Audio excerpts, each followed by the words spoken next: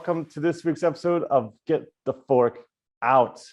This week we have my friend Nina Wilson. She is the cruise chef on the gram and on the YouTube, and she's awesome. We met about 2017, around there. And yeah, that was it. Hi, Nina. Welcome. How you doing? Hi, I'm great. I'm really good. Where are you? I'm in Ellie Beach. Well, firstly, thank you for finally asking me. I've been seeing you having all these awesome chats. I'm like, Finally. when is Brennan gonna ask me? We go back. We do go back. Thanks. Yeah. I am in Ellie Beach right now, visiting my family. So I'm in my family home. I'm taking some time off with Australia. Well, not Australia, everyone's gonna mate. know. I know, but not everyone's gonna know. Australia, Queensland. Australia. All right. Well, I'm in the north of the northern hemisphere, and you're in the south of the southern hemisphere. So very different places in the world. I'm in Stockholm. Yeah, it's really hot here. Yeah, it's freezing outside. There's snow on the ground. Yeah. There's definitely no snow here, and I am sweating. So Sweat. I haven't sweat in a while. When you and I met, I was temping on Amaryllis. You were full-time, and you were a wonderful female decky. And I mean, I think you're being a bit generous with the adjectives there. I think I was a little shit. Well, I don't know. I didn't work outside with you, but I don't know. You were just a breath of fresh air, positivity, those nice things. And so let's start with, like, how did you get into yachting in the first place? And then how did you transition from decky and then eventually in the galley and then to this, kind of magnificent YouTube channel that you have too? Like, I love your stuff. Thank you.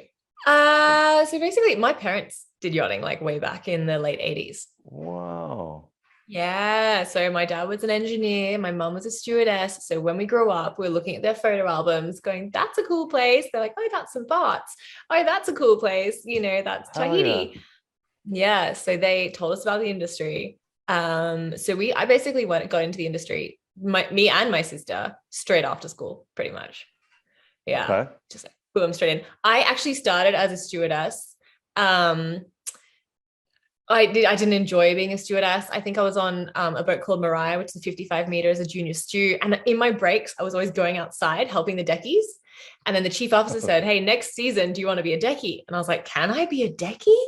Yeah. So then I did a couple of seasons as a decky. I did my Yacht Master. I started my OW tickets. And that's when I met you, actually, just before I went to do my Yacht Master. Okay. I'd come into the galley, and I think I had a deal going where I'd exchange, like, I'd tell a joke and you guys would give me some food, if I remember correctly. That sounds about right. We had an owner on for a while, right? It was like 50 days. Yeah. The owner was on for ages. That was a pretty dry trip. So did that. And then I met my now fiance, Chris, in Florida when I was on Amaryllis. Thank you. We both came back to Australia to meet my parents and stuff, and we got a temporary job here on a sailing boat with only 2 crews. So one person had to be the captain and one person had to be the chef. And I was like, well, I'll be the chef because you can't cook for shit. So I was just loving cooking. I was really loving it. I was loving the creative side because all through school I did art, I did drama. I was a very creative type person. I did media, the video stuff. So I was like, maybe I should follow this kind of career path instead. Went to Ashburton Chef's Academy. So first of all, I asked a couple of chefs. I asked like Sam Molyneux, some other friends, like, where should I go? He's the head chef on BR, Baton Rouge. Yeah, but I just never met him. I just see him online. He's a good guy. He's real good. Sure. He's got a crazy story. You should get him on. Yeah. Yeah, he has a crazy story. Yeah. Any other ideas? It involves vegan butter, a lot of vegan butter. All right. Sounds like a very specific story. I've been sidetracked here. Asked Sam, he said go to this school. So I went there and then started looking for a job as a sous chef. And I was really lucky. Got a job as a sous chef on a 70-meter private. So first job cooking for 20 crew. Oh my God. That was a tough job. And then from there, just jumped, did a few temp gigs from another boat, went on to Arians, worked with Dean, had like the best season ever working with Dean. Loved Yeah. it. And then worked on Revelry when it was a small boat. So that was when it was 45 meters. And then the owners upgraded and I got moved into the head chef role, which is amazing. And since then, Yes. who knows? And then, but you're head chef with a second chef as well, which was awesome. And that's like, you two in the videos are hilarious, and it was just cool to see you graduate up to there. And I appreciate. I remember the video where you showed how you kind of like you had like a dog box area and how you gutted it and organized it and bought new containers and stuff. Like, I think that's the nitty gritty kind of aspects of what we do that I don't think normal people would even imagine. Like, or cleaning out the walk-in and shit like that. And yeah, it's part of the job. Like the really unglamorous side. Unglamorous side, yeah. I think I should do a video on just like pots and pans in the sink after service. Like, yep. Yeah. I can remember once posting a story after a lunch service. We had guest lunch at like 5:30 and then we had crew dinner at 6. And it was just like the entire galley was trashed. And I remember posting a story and Dean being like, should you film that? I'm like, this is real life. Hashtag real life. In those situations, I bump crew meals. I'm like, hey guys, sorry, just can we do 6:30? Because just that when they're on top of each other, it's so hectic. It's so hectic. It is. Yeah. So you were in media before yachting, and then what got you into kind of give us the timeline, the breakdown of your quite successful YouTube channel and editing that would video be well, I mean, I always loved, like, I was that kid in school that had the video camera and was filming things and then making little videos for assembly. You know, when you go sit into assembly and then the video pops up, and I used to have assembly news. So I'd go around and someone would present assembly news. My nerd alert. Love it. But yeah, I loved it. And also I had a friend locally called John Naylor who would film like Channel Wit Sundays, just promoting local events and stuff. And he, like, when I was 13 years old, he like gave me a microphone and was like, you can present this. So I was just there like, you know.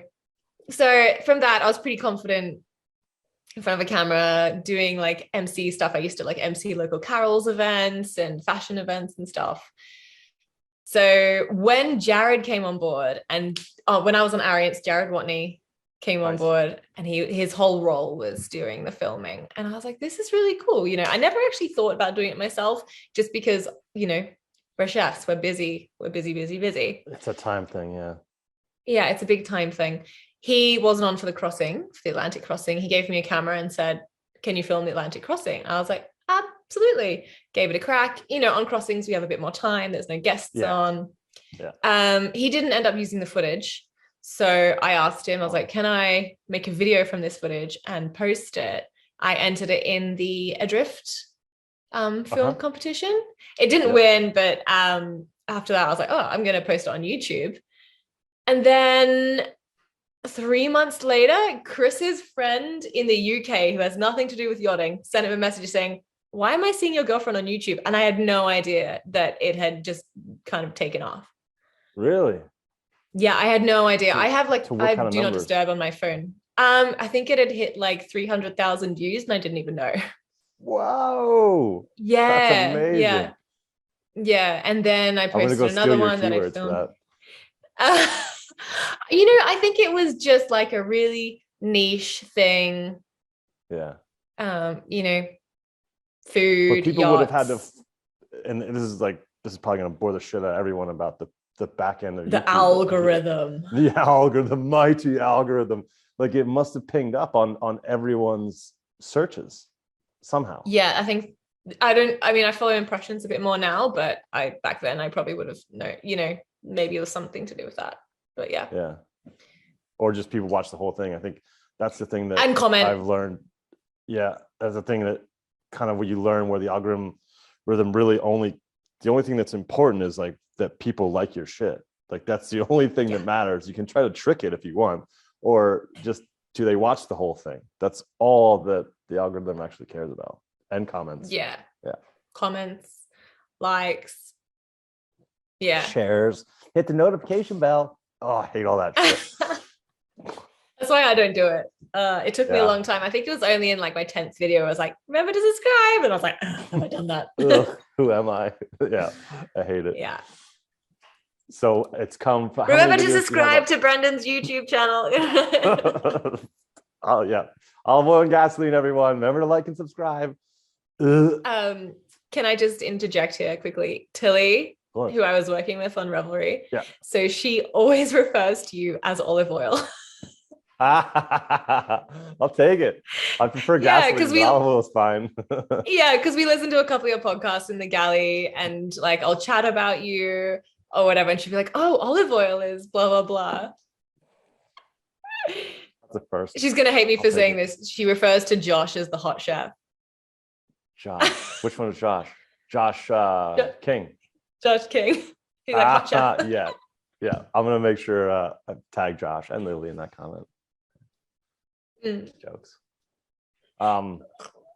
That's funny. Yeah, that was a good interview with Josh. Like there's some really cool, and I think that's probably, and you're one of them. That's probably why I do this channel, is that I just feel like I know a lot of people in this industry that have amazing stories to tell and come from different backgrounds, and hecticness and also, you know, suppliers and anything that goes along with food, and yeah, just spreading knowledge. And it's really fun for me, and I always learn something.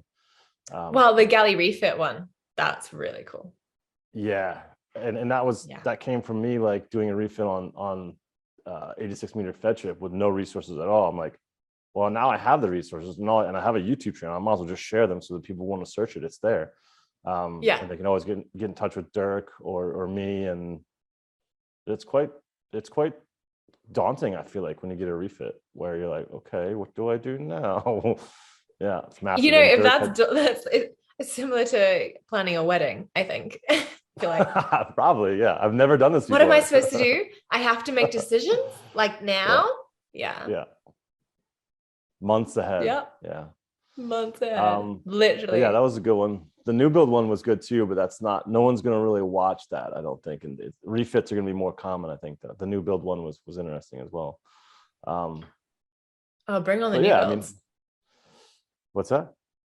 Bring on the new builds. Yeah, new builds. The world is ready for them.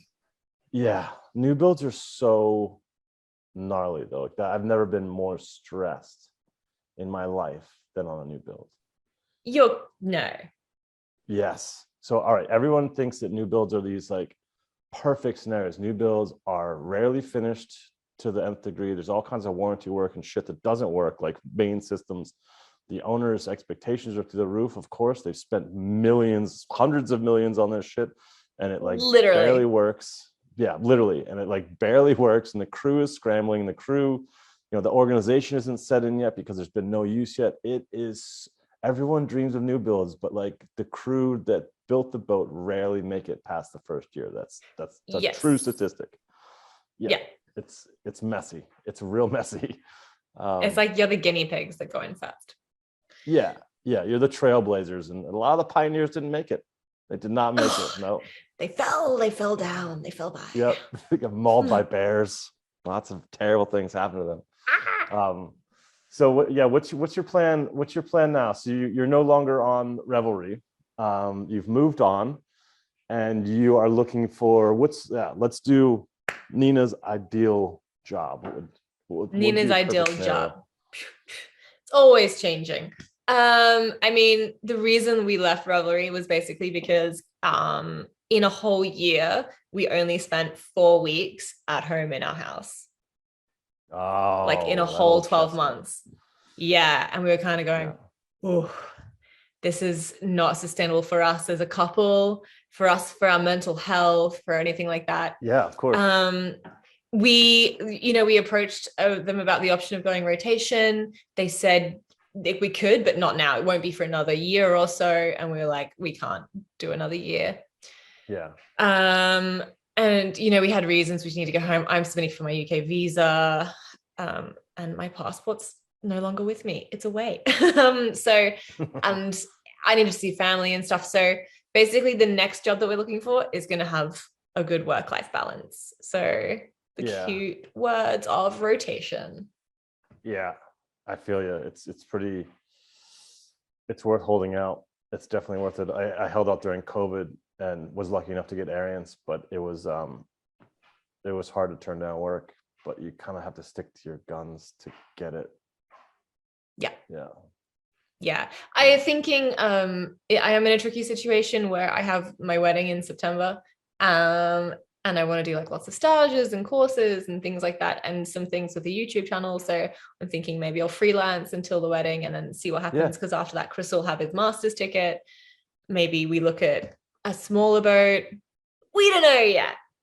But one thing is for sure, I am definitely like, I'm still like committed to the yachting. I still love the buzz. I love the lifestyle. I love the money. So back to my question, ideal scenario for a couple's job on the same rotation. Would you do sole chef again, or are those days over? I think if it was a small boat, it's like kind of like 40 meters max, I'd do sole chef rotation, but ideally I'd like a head chef role. I don't know, to be honest. I'm still finding out for myself. Okay. Honest answer. At the same time, I'm still also thinking like go even a bigger vessel, like 100-meter plus, and go on as a sous under a head with a crew chef. Do you know what I mean? And there's all those scenarios out there as well. Because boats are just getting bigger and bigger and bigger. Yeah, this is true. And more power to the sole chefs. Like I did it for 10 years as a sole chef warrior, as they still are. Just a little flex there. Subtle flex. Well, only because I'm about to trash it, because I'm about to be like, I have to go in positive, because I think it's a really hard job, and it's a job I would never want to do again. It's really hard. So much respect to the people that are doing it, but gain that confidence and then try to find those roles that you have someone helping you in the galley, because it is a shitload of work for one person. I only did it for 6 months, and then they upgraded their boat. I was super lucky. Yeah, you got lucky. Yeah, I got real lucky. Now you got the experience. Like, just go with it. But we'll see. I think that freelance. Or here we go, massive dream. I get approached by a production company, say, look, we want to film a TV show. You can present it, you design it, do whatever you want. That would be a sweet job. What kind of TV show? Like a food and travel show with maybe some bungee jumping and motorbike riding mixed in. Nice. Yeah, that sounds like something I would want to do too. That sounds really fun. So you could still link it up with yachting, because I think, as difficult as it is, I think, to get like the NDAs and stuff to film on a yacht, I think because of, dare I say, below decks, I think it's a little more attractive than it ever used to be, in terms of, if a production company was able to convince an owner, they know they'd get the views, because people are just frankly curious about the yachting industry in general. Madly curious. Yeah, I don't know, it's a really interesting thing, the whole creation of below deck, and how it's kind of given the industry an image. In the way, it's kind of handy, because people, when you tell people what you do, they're like, oh, like below deck, whereas 5 years ago they're like, you work on a cruise ship. That you said exactly what I say, and it's like, you just hear so many cruise ship stories. I'm like, that's just not at all what I do. But I don't. It's complete opposite. Yeah, never been on a cruise ship. No, me neither. Okay. I do want to go on one. I want to go on one. I do too. But they always launch into cruise ship story number 2. You're like, fuck me. Okay, I'm gonna stop you there. It's not what I do. The buffet was insane. And then we went to the fjords, and I'm like, oh god. Okay. Yeah, we didn't get off the boat, but we're travelers. Anyway, enough slamming cruise ship people. The newlywed and the nearly dead. Yeah. I went to the all-inclusive resort for my 40th birthday for the first time ever, and that was actually really, really fun. But like my cousins like my brother, and his wife did all the research. So we went to like a brand new resort, and then I had a couple of chef buddies that came too. Like there was a good squad. But me and my chef buddies were like, fuck me, the food is really, really good here. Like, what? The Italian restaurant, banging. The Mexican restaurant, of course, it was in Mexico. Of course, the Mexican food was banging. Like the French, I was like crushing it. I think it's because like the first 6 months they opened, they were really, it was really good. Pushing it. It was fun. Hey, that's so good. I'm actually so glad you had a really good experience. Yeah, yeah. It was because it's like it's you've known me for long enough. You've seen how I travel on a motorcycle. That's not at all what I do, but it was super fun. It was just easy, and that's why everyone does it. Yeah, Like I'm trying to picture you in an yeah. all-inclusive, but we all have It's our reckless. sides. It's reckless. Yeah. Yeah, yeah. I made up a drink. Yeah. I told all the bartenders a drink. Yeah, it's there was a foam party every day. Yeah, yeah. It's pretty full on. Pretty full. Foam People is still do those dangerous things. People every still do day. foam parties. Every day in the pool. Yeah. You can die in foam, believe it or not. Yeah. It's pretty, if it goes over your head, say goodbye to seeing where you're going and breathing. You're I'm like half blind. the size of you, so I would be dead before it even reached your like navel. Yeah. Yeah. And I'd be tripping over you and I'd be lost. And yeah, it'd be messy. It'd be messy. But let's see. So let's talk more about like your ideal travel show. Let's brainstorm an ideal travel show for Nina. So motorbikes, Ideal travel show. Yeah, bungee motorbikes, jumping. bungee jumping, or we're on a sailing yacht and we're sailing down, or we're sailing around Tasmania, or we're sailing somewhere. That'd be cool. That would be cool, but Yeah, expensive. because then What if you're working on a sailboat? I actually just And now we're below deck sailing. I actually just interviewed for a job on a sailing boat, but it was a no from me. Oh, that's too Yeah. bad. Yeah, I would love to Yeah. work on a sailboat, but they're always small for someone my size, and pay is not as good, and galleys aren't as good. I'm trying to actually imagine you in an Amels 55 galley. I've done it. I've done a 55. Yeah. Yeah. The Tilly and I, we're like both very small people. So that galley was okay for us.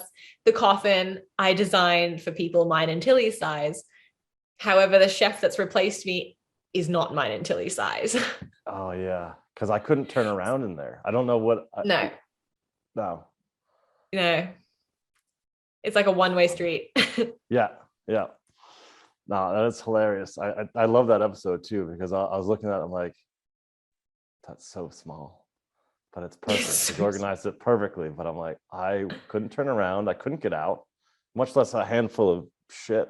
Like. You know what? I was like my good thing, which I was really proud of myself for, was I put all the paper towels like immediately near the door, so you don't even have to go in to get the paper towels. Because when you run out of paper towel, you're usually in a rush. I need it now. Yeah, I need that now. I needed 2 more paper towels right now. Yeah. Yeah. I kind of design shit like that where it's what I need the most is as close as possible to me all the time, and then the farther it radiates away from me is the shit I use the least. That's equipment and supplies and whatnot. When I first got on Revelry, I ordered some meat glue because I had like these crazy ideas that I was going to be the type of chef that uses meat glue, and in the end it was like the furthest corner of the dry store, and every time I went back to like restock the like panko breadcrumbs or something, I was like, oh, there's the meat glue. Yep, transglutamase, there it is. They're gonna fuck with it. So you're on a sailboat cruising down, bungee jumping. So you and I have both been to Alaska. So what are your thoughts on Alaska? What was it experience for you? Couldn't was completely out of the blue for us because we thought we were doing a Mediterranean season, and then the owners, being American, they couldn't get to the Med, so it was like, we're going to keep the boat in the States and we're going to take it up to Alaska. And we're all like, yes, this is so cool. It's like off the beaten track.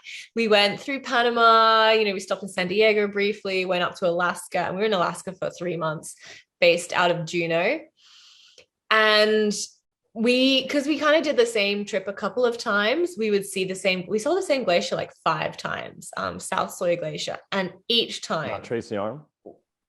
No, we didn't get a permit for that, I think. Oh, really?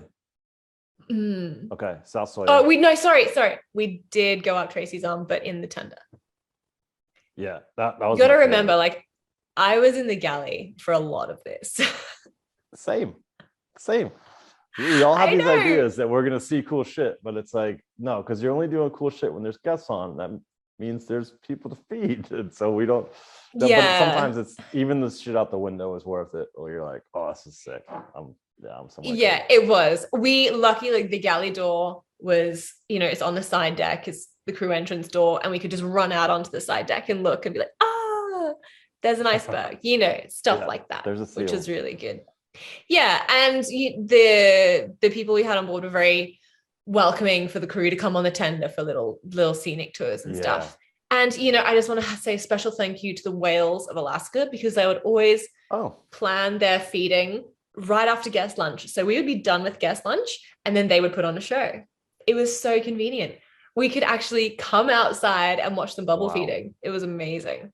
Yeah. I'm gonna send them a message. That's nice. If you just let them know, just hit them up being like, thanks, dudes. Yeah. What kind of whales were they? Because there's a few types up there. Yeah, humpback whales. Humpy. So we saw it 3 times on 3 separate occasions where, they do the big ring of bubbles and they all come up like. Oh, it's so cool. Yeah. There. I wanted to hear your impression first, but it's my favorite spot I've been to in yachting. Like I did it one summer and then flipped around, quit that boat to go back on another boat that was going to go back up there. Blew my mind. Loved it up there. Wow. Yeah. I loved it, but I did find like the produce situation really dire. Oh, it's terrible. Yeah. No, it's wretched because it's like they don't supply stuff that people aren't going to buy. And like the people that live in Alaska, God bless them, aren't real big like green juice, microgreen kind of folk. I was super lucky to find a company. So like our provisioning run, because Tilly and I did it ourselves, we'd leave at like 7 a.m. in the morning in the crew van, and we'd go to like Safeway first. We'd go to Fred Meyer, because like one place would have half of the stuff, the next place would have the other half of the stuff. Yeah, and you have to time deliveries as well, because they don't come every day. And we just kind of had to go when we had to go, which was a bit of a crapper. Very true. But Juneau's the only capital city in America that you can't go anywhere else by road. Like Juneau is on so everything comes by ship. Yeah, exactly. So we'd hit up Costco, and then we'd head to this place called Panhandle Produce, which had microgreens and lettuce, because they had like a hydroponic farm there. Yeah, it is. It's so I think I was there in maybe 2003, 2004. Doesn't sound like it's changed that much. It's as far as salmon, halibut, kind of meaty, steaky stuff, easy. Yeah. Like reindeer sausages. Best crab in the world. Insane crab. Such good crab. Yeah. Spot prawns. How good are those? So good. So in like so we they're so plump, they're so cute. We had like some super keen fishermen on board, and they were like out fishing every day, shrimp pots out every night, crab pots out. We actually had to ask them, please stop catching crab. You can only catch crab if you're going to pick it, because it just became to catch crab at first. No, we had like 6 crab the first morning. I was like, I know. Lucky. In the end, we were screwed. We got these. You saw the starfish, like the most horrible alien starfish in the world, with a 32 legs, not 5. Yes, 32, and they're 32. Slimy. They're not small. They're like, bah, and your whole pot. They're like really fat and chubby as well. Yeah. They're not nice. They're from another planet. So then we figured out, just lay your pots next to the commercial pots, and then we started catching them. We had a guide. We also broke the law. Oh, that's cool. We broke the law a few times where we would take the pots up, the commercial ones. Not my idea, but then we would take an empty water bottle and stuff, like a couple $100 in the empty water bottle, and chuck that down the trap. Yeah, that's kind of a cool idea. Yeah, as long as you didn't get caught doing it, and then be like, wait, we're gonna pay. So we. Yeah. And then they bring out their firearm. Yeah, exactly. Because we met these cool crab fishermen, and they'd be like, look, people like, they pull my pots and they drop a bottle of Jack Daniels. Like, I fish with my family. This is for money. Like, I don't need a bottle of Jack Daniels. So we're like, okay, all right, cash. They do it for cash, not whiskey. It makes sense. Yeah. I'm reading between the lines here. Yeah. But no, the fresh seafood was insane. Like, they caught this huge halibut. This halibut was literally 6 feet long. Wow. Did you guys weigh it? No, we didn't have like a scale on board, but like one of the deckies lay down beside it, and it was the length of him. That's awesome. And the fillet was like from my shoulder to my, like, it was ridiculous. It was that fat. It was like my face fat. They call those barn doors because it's like Yes, reeling the in Pacific barn one. Yeah, the barn door. Yeah. Yeah. So we had halibut for months. We always had halibut. Yeah. So I actually wrote an article about it in Dock Walk about the 100 ways to cook a halibut because we had it for crew lunch every day. Oh yeah, yeah. I think that's kind of a similar story a lot of people tell about their Alaska adventures, like salmon and halibut every day, salmon halibut. Every day. I was more like rockfish halibut, rockfish halibut, rockfish halibut. Yeah, I can't remember rockfish, but I don't know. I'm sure I had. They're really, really ugly we only bastards. got one halibut. I think I caught the only halibut that season. We got skunked on halibut, but we did well with the crab. I was cooking crab in seawater. Did you try it? Yeah,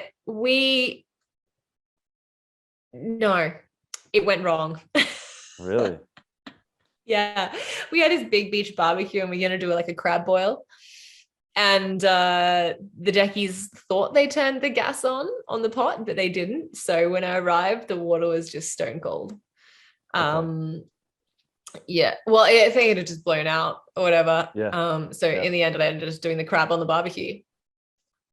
Oh, it's all right. And all the other crab I just steamed in the rationale. Did you get any good king crab while you were there? Only like frozen. It wasn't this. Yeah. Funnily enough, all the king crab we got from Costco.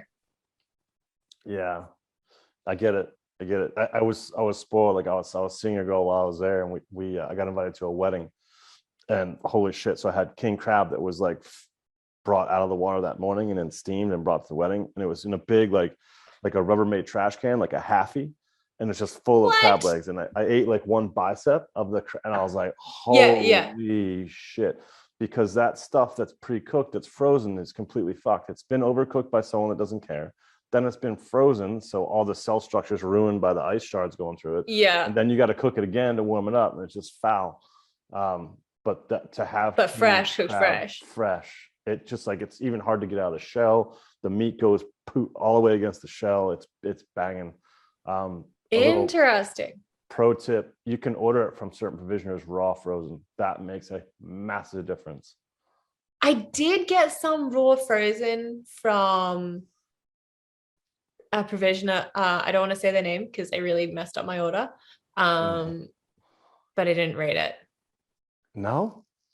Oh, no. I loved it. It's so much better than cooked shit. I think it was because it had probably been like frozen defrosted, raw. Ew. Oh, so it stank. It was really just fell apart. It had no structure. That's the thing. It does stick to the shell like crazy. So, but the moisture and kind of the fat content, like everything is still there. So you can use it for stuff like, what's that? Like Nobu New style, where you like shred it and cut the shell all nice, put it back in the shell and dump like really hot sesame oil with ginger and chive. Oh, yeah. Yeah. That's so you can do stuff like that, but yeah, it's quite tricky to get out of the shell. I probe it in the rationale too to 50 degrees. That's a good idea. It's just like done. Yeah, it's really easy and it's done. The stuff we were cooking in the rationale was just the Dungeness crabs, because we had so many of those. Oh yeah. Did you ever freeze one and then you put them in the freezer whole and alive, and then you can let them thaw out and they crawl around again? They come back to life. You're shitting me. No, that's their life. They live in the Arctic cold. So you can like put a leash on them. You can do whatever. You can, yeah.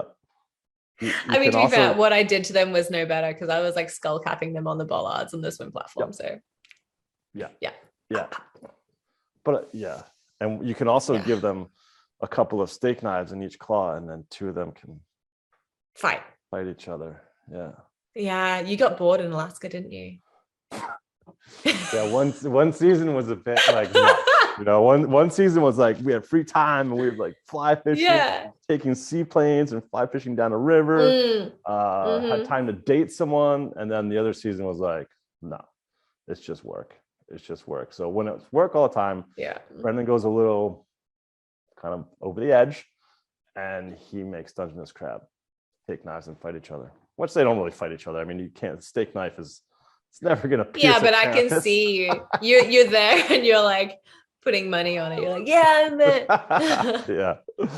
Oh, I love that place though. It's so wild. It's such a yeah.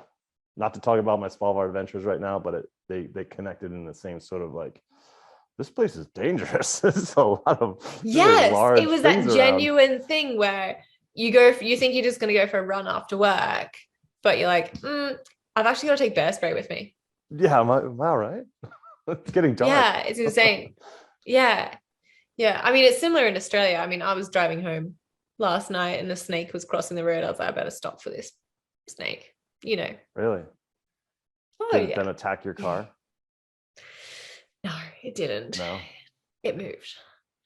That's good. That's good. So what's next for the YouTube channel? And I've always wanted to ask you, because it's the crew chef, but now you're a head chef. So how do you feel about the title and everything? It's really hard because that means rebranding.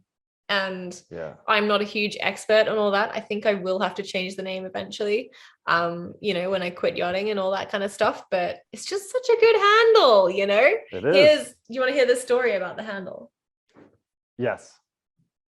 So my friend Rosie Dunningham. So I just had my normal Instagram, which I will not mention because it's private. Don't you have the crew stuff on Instagram too? Yeah, no, I did, but I had like a personal one, like a Nina one. I saw my friend Rosie. She was called the Crew Chef, and she posted crew stuff. She had a blog, she had a website, everything like that. And then one day I saw she changed her name to Rosie Dunningham Chef, and I was like, jumped on, stole the handle, messaged her saying, look, just so you know, I've taken the Crew Chef handle. Is that okay? She's like, yeah, fine, hon. And then started posting my crew food back on Hasna in 2018, I think it was. Yeah. Oh yeah. Mm-hmm. The Crew Chef. So and at that stage, like no one was posting photos of crew food. So it was like, well, from who I followed on Instagram. So it was like kind of a me and all the crew chefs posting photos and sharing them for inspiration, because things can get pretty dry when you're cooking for crew. Yeah. I really like seeing I mean, all the social media, it's so inspirational too. Like it's just so many ideas just pop in. And I think as a community, just globally, not even just yacht chefs, but people that cook in general, like the amount of knowledge that gets passed around just makes everyone better. Just makes everyone more proficient. Yeah, it just makes everyone better. And like you see trends come through, and I find it like a double-edged sword. Sometimes I'm watching, you know, like Mikhail, and I'm like, shit, I can't do that. You know, and you're like, ugh. Yeah. The trend that really rubs me the wrong way is gold leaf. I just like that was a big in the 90s, but now the younger chefs have never seen it before, so they think they're being bad, and I'm just like, oh, it's so terrible. I don't want to eat metal in the first place. It doesn't. I did put out upon request, a gold wrapped sushi roll. Okay, upon request. Yeah, it's upon request. I saw a cool technique. I haven't tried it before, but like I got a little demonstration piece here. I just pulled off the 3M. But like you take the gold leaf and you float it on water, and you can like dip a bonbon through it, and it wraps it perfectly. Yeah. I was like, that's fucking sick. But again, I don't want to eat metal. I try not to. As heavy metals. I want to eat metal. Bad.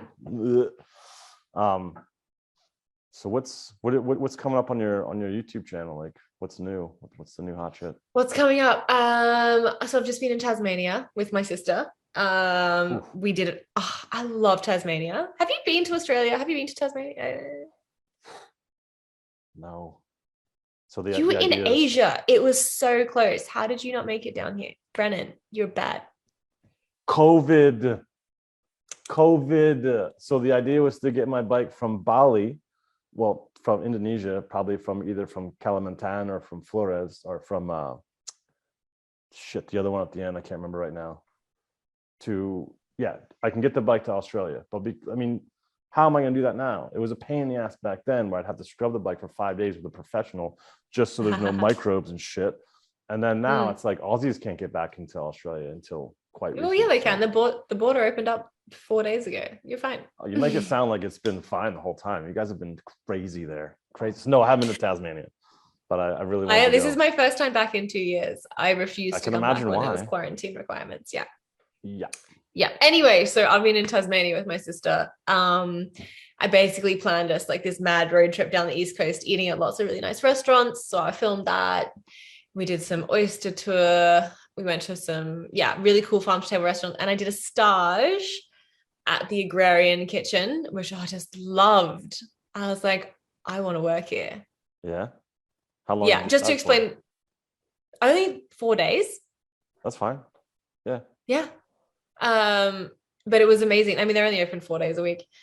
So I got to, their prep day, service day, and then they had an event. So I got to watch them do a wedding, which was amazing as well, because obviously I'm planning my wedding. So I'm like, and so that, the next video is on that. And I did some cooking down there, which I filmed. Wicked. So yeah, really excited. It was beautiful down there. And just the whole, like, on boats, especially in Alaska, so out of touch of, seasonal food, growing, farm to plate, that kind of stuff. They are all, I love it. They are I miss it. all about it in Tasmania. Yeah. It's crazy. Like, this restaurant has a farm like 7 kilometers away and then a garden in it, like right next to it. And the chefs pick that morning what they use. Hectic. Like, that is so probably cool. one of the worst parts about cooking on a yacht, is to not be connected to actual farms. Like, there's no connection whatsoever, or very little rather. No. Yeah. And it completely ignores the seasons, because people want, green salads with avocados and cucumbers all year round, and you're in the Caribbean, and Yeah. Why does these tomatoes taste like shit? Well, it's March. It's March. Why does this, rock melon taste like dirt? Oh, that's how it's just so much easier than bed in the summer. It's like, oh, everything tastes great. Just chuck some olive oil and salt on it, and it's done. That's what yeah. I mean, luckily in Alaska, the climate was quite cold, so it kind of suited itself to more cooked vegetables and things like that. So you could get away with doing more like winter style food, which was lucky. But yeah. Were there many I loved it. devils all around? Yeah, there are. Eat any? No, but I did eat a lot of wallaby, actually. Really? Yeah, I know. I couldn't believe it. Like. Is it a marsupial? It's like a small kangaroo. It's a small kangaroo. Yeah, it's a small marsupial. Wow. So there was like a lot of... No, there was a lot of wallaby bolognese going around, and a lot of like wallaby wings. So they get the shoulder and like the first joint of the wallaby, like the little wallaby arms. And I think they braise them and then they deep fry them. So they are amazing. You're picking it up, like eating it, and you see its little shoulder blade. They were really good. Wow. Yeah, I would try that. I couldn't try, what I couldn't try that was in Svalbard? Whale and seal. Couldn't do it. The ethics behind the whales, I'm just like, I've seen the videos. Like, it's like, you question your meat eatingness when you see how cows are slaughtered and pigs are slaughtered, chickens. But yeah, they take forever to die. It's they're super intelligent. I eat bugs. I'll eat anything. Like, I love that shit. Any intestine, a foul organ. But ethically, I feel like the whole world stopped eating whale for a reason, except for up there. I don't know. Couldn't do it for whatever reason. Yeah. First time ethics had stopped me from eating something, I think. Interesting. Yeah. But I wanted to try. I'm like, what does a sea mammal taste like? But still, like, ugh. They take like... I just imagine it as like a really, really fatty fish. I think like it's the opposite. I think it's lean. Really? I think it's lean. because they have a layer of fat on the outside, and I think they're super muscly. But I don't know. I bet there's different cuts too. Yeah,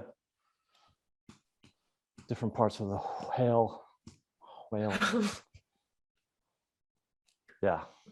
Anything besides wallaby that you ate that was challenging in Tasmania? Not for me personally. My sister and my sister's friend pretty new to some of the seafood. So they were trying like sea urchin for the first time or squid for the first time.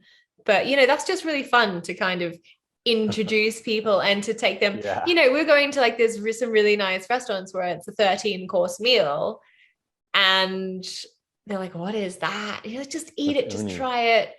It's like in a setting where everything is new and exciting and it feels high value and high quality. So people are more conducive.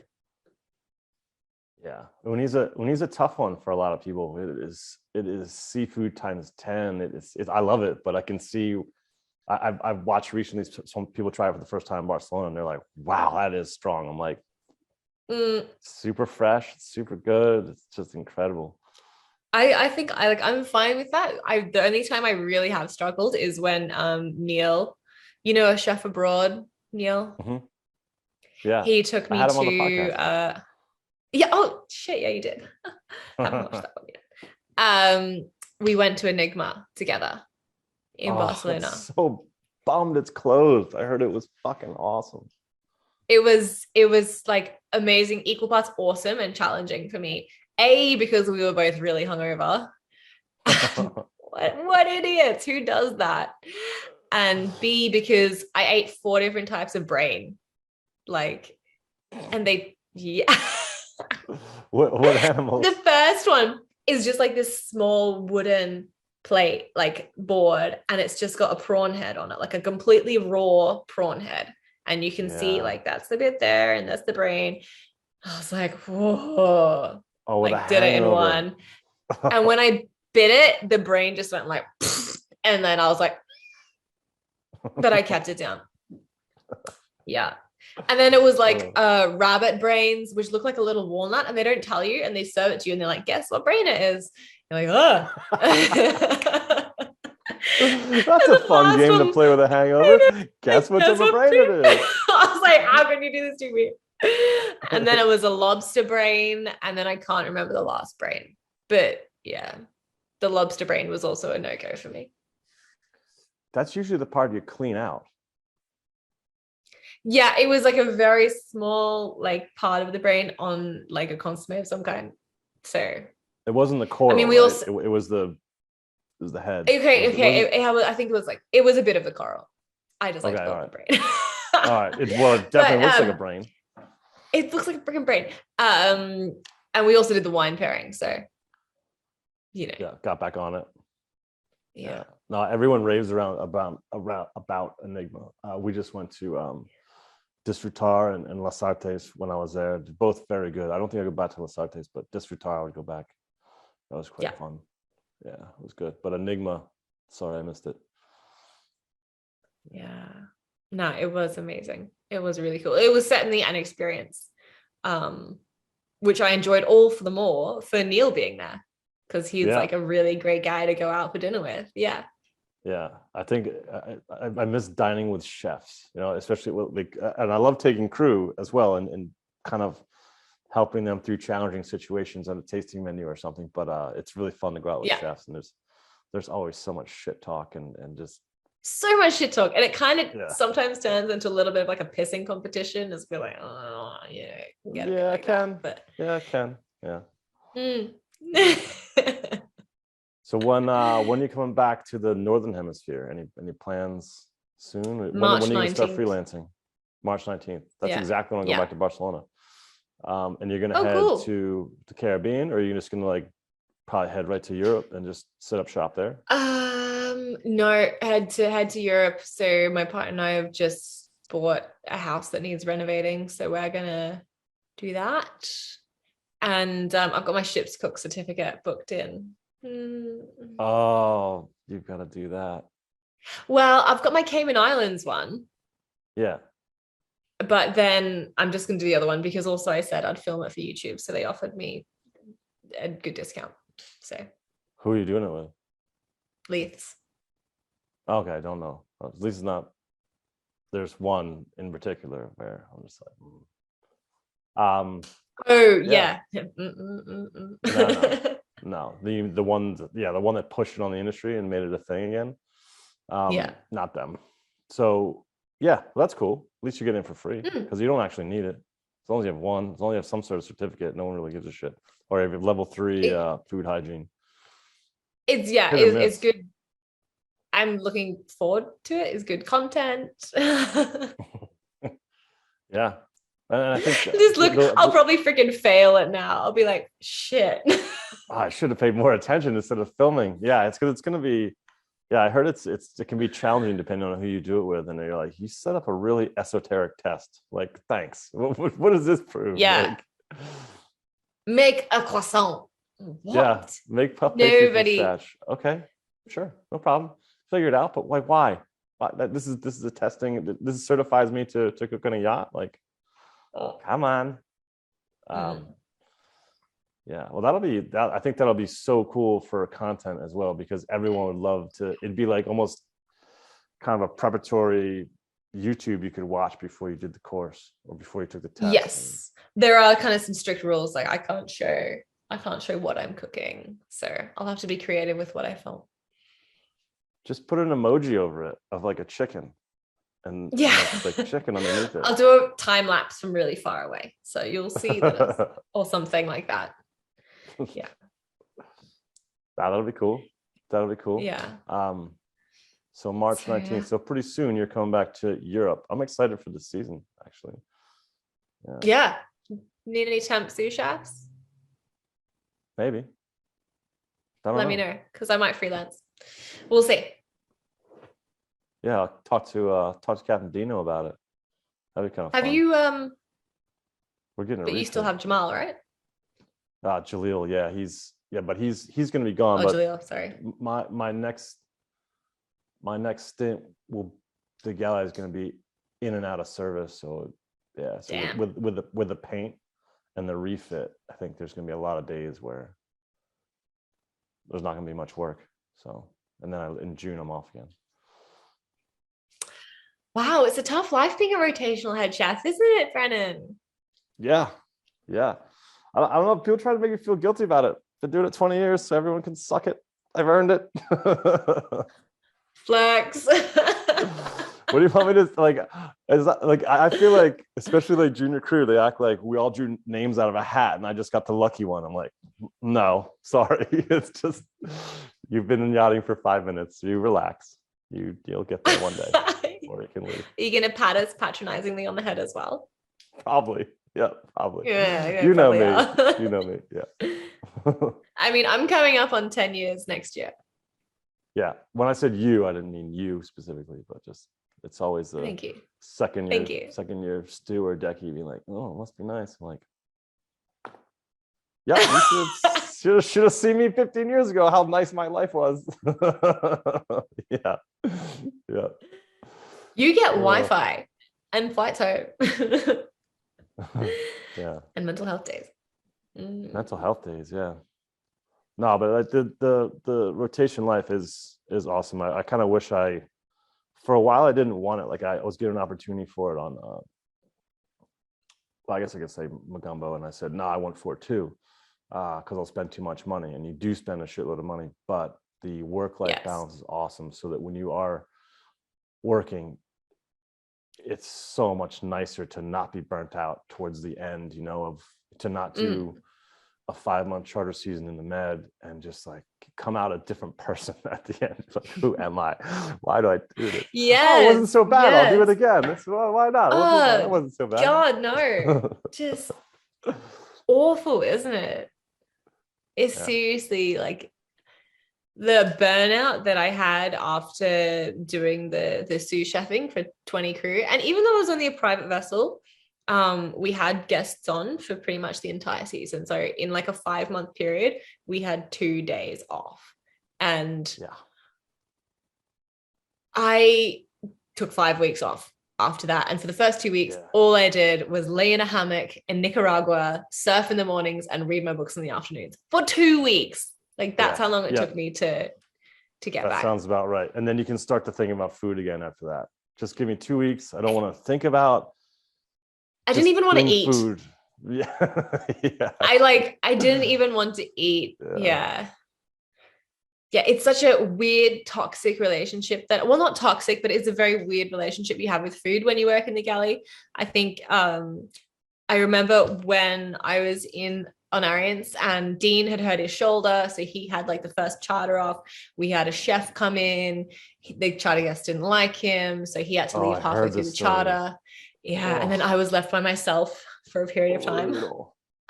And then we had a lady called Panya come in, who incidentally was the first female head chef that I'd ever worked with in the entire career of yachting.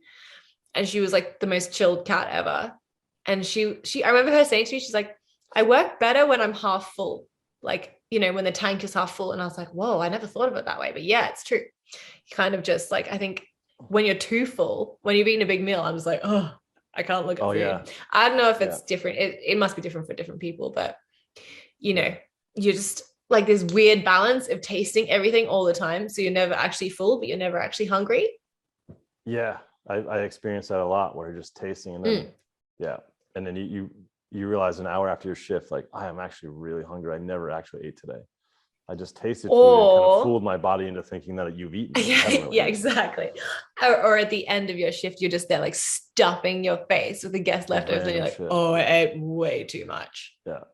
I usually just make like a dirty sandwich. It's such a shameful, like I spent all day making nice stuff and now I'm just like, whatever, ham and cheese sandwich. Cheese toasties. Love a grilled cheese toastie. Yeah. I do keep like a little stash of those mee goreng instant ramen noodles in the cupboard just for that. Yeah. Just so quick, like carbohydrate boost. Yeah. They're a crowd favorite too. Like the crew smash them when they're hungover. And I do too. Like they're just so good. They're so tasty, and you can add extra stuff. Like, it's good. It just makes me think of like working on Arians with Dean, and his go-to was just like tater tots. It would be like we'd come home from a night out in Barcelona or wherever we were, like drunk, and he would switch on the deep fryer, send everyone a photo being like tater tots in 15, and he'd just deep fry plates of tater tots and put truffle sauce all over them. Hell yeah. Oh, God bless you. That's a crowd pleaser. Yeah. It's a good idea. I'm usually the last one home though. That's the problem. See, he would go home deliberately to make that, and then everyone would kind of follow him. Wow. So. It's really nice. I should try to be a nicer chef. I'm going to take note. I'm taking note. Yeah. It's a good idea. It's easy. Everyone loves it. Everyone is going to be better off the next day if they've eaten something. Yeah. But yeah, the whole like, cooking and eating and cooking and all that kind of stuff is an interesting one. Because I get a lot of the time, everyone's like the comments on the YouTube, never trust a skinny chef. Oh, fuck that. It's one of the best chefs in the world. It's like rail thin. Tell Grant Achatz he's not a good chef. Like, stop. He's like literally like a rake. No offense to Grant. And when have you seen like a real fat ass chef be any good at all? Like, it's too physical. Matty Matheson? Come on. I love Matty Matheson. He's kind of annoying, and I don't know. He's a YouTuber though. He's not the same as like a chef, is he? I can cut. No, he's all right. What about Bronson Acton? He's another YouTuber. Hey, isn't Matty Matheson Canadian? I'm not sure. I don't watch him. I can't stand him. I think he is. Could be. I don't know. It's not why I don't watch him. I love Canadians. No, he is pretty annoying, but I just chucked him out here because he's the only like chunkier chef that I can think of. Yeah. Before he got canceled, and for all the right reasons, Batali was quite big. It just doesn't happen that much anymore. It's usually just such a like long days. I think it's hard to put on weight. Like, you're just 18 hours a day cooking. Yeah. I can put on weight though. At the end of the charter, it's not good for it. It's 10 kilos heavier. My back is like rounded. My arms are all spindly, and I've just been like cooking for 5 months. Like, it's not good look. Yeah, but then you go motorbike riding and you get it all back. Well, at the end of one season, I was like, "Fuck this!" and I bought a motorcycle, and I bought a bicycle, and I rode from Antibes to Barcelona. I bought all the bags, and I'm like, we're gonna do this quickly, Brennan. It's gonna be fun. Damn it! It was very fun. 800K. Yeah. Jeez. No, thanks. I'll stick to my daily. Yeah, maybe. It was fun. It was like a motorcycle trip, but slower. Yeah, all kinds of random shit happened. It was fun. It was good times. Good way to get fit. I think I'd just prefer a motorcycle if I'm honest. Yeah, they're very fun too. They're very so. Yeah, mine's getting rebuilt right now again, but hopefully this guy will do a better job.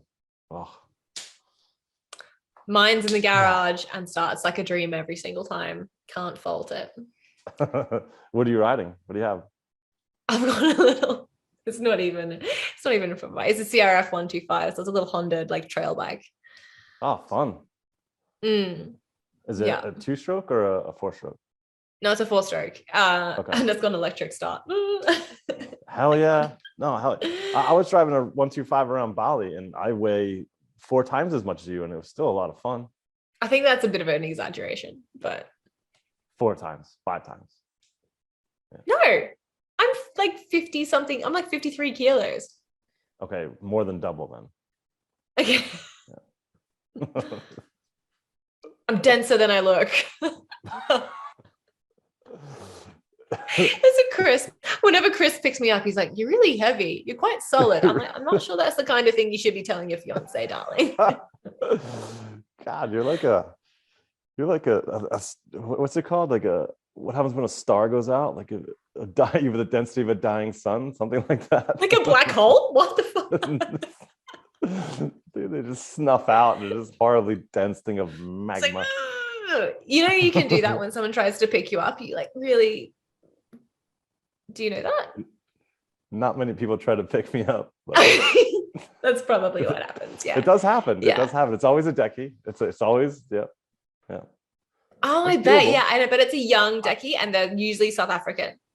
South African first officer was the last one, but I worked with this Stu. She was a beast. I mean, super like fit and strong. She squatted me twice in a bar in St. Thomas. Where were you? Were you like fireman? Yeah, was she fireman carrying you? I was over her shoulders, which I mean, you are I'm shitting me. I'm about 110 anyway. So even with a bar, I think that's tricky. I think that's a lot of weight. But because I'm like this awkward big human, and she's you're like a sack. I could feel her whole body shake, and I was like, wow, not once, twice. Yeah, I am so impressed. I was very impressed. Yeah, I was very impressed. She did well. But it's amazing what like determination makes you do. Yeah, and she's just a strong-willed woman in general with a lot of stuff, and in all the best ways. And she was not gonna not do it. And I think one of the reps, like her back was round a little bit, like I could feel it. I'm like, oh Jesus, you're gonna give this girl like a fucking. It's such an awkward. I couldn't imagine squatting me. I don't even know if I could. Like it's just such a big like. Well, humans are yeah, you can like I can back squat like 60 kilos, which is 110% of my body. I'm sure you could. Yeah. I just mean in the weight, not on as in a human form and not in a bar form.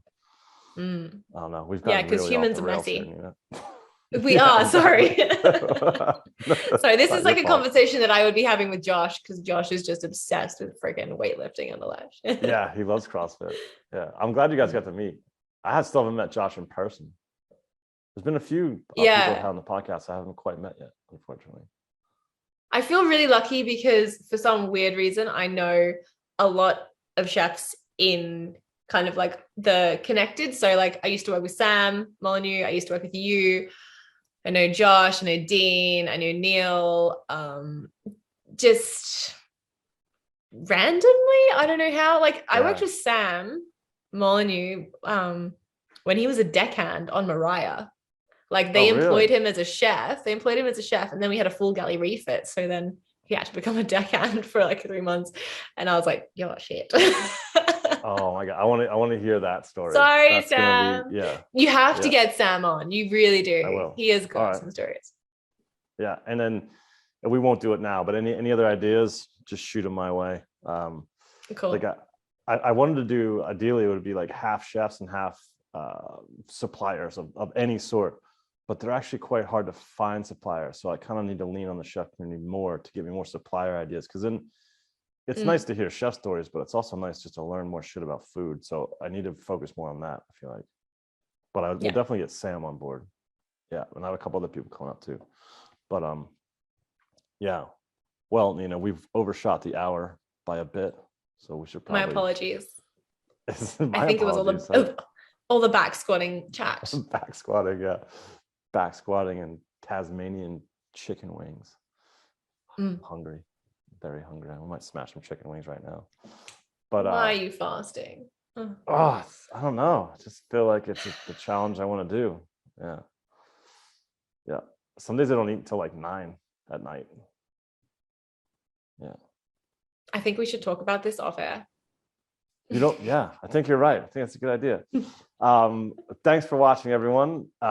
We got off topic a little bit, but it was Nina, it was very good to have you on, and I'd love to have you on again as soon as your next YouTube hits, or you know, some other time when you're on your freelancing gigs. You let me know. But it was a pleasure having you on, Nina. Thanks. I would love to being on. Cheers.